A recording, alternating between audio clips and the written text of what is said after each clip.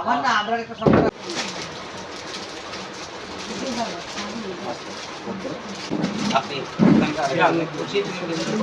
সমস্যা দেখতে পাশের বাড়ি প্রথম শুরুর থেকে এই বাড়ির ফ্যামিলিতে আমরা যুক্ত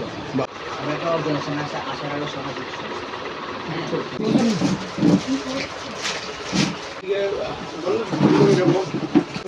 আমরা ব্যানারটা একটু ফলো করেন ওই যে সদ্ভাবনা এ ওয়েলফেয়ার সোসাইটি থেকে আমরা রাধা গোবিন্দ বৃদ্ধাশ্রমে এসেছি কালকে নববর্ষ, তাই নববর্ষ উপলক্ষে এখানে যারা মারা আছেন 11 জন মা এখানে বসবাস করছেন, সবার জন্য আমরা নতুন জামা কাপড় নিয়ে এসেছি এবং তাদের মধ্যে আমরা জামা কাপড়গুলি বিতরণ করেছি। আমরা প্রতিনিয়তই এই আশ্রম ভিজিট করে থাকি। বিভিন্ন সময় যা যা ওদের রিকোয়ারমেন্টস আছে, কোনো সময় ফুড আইটেমস, কোনো সময় জামা কাপড় বা অন্য যা যাবতীয় জিনিসপত্র যা লাগে আমরা ওদেরকে প্রোভাইড করে থাকি।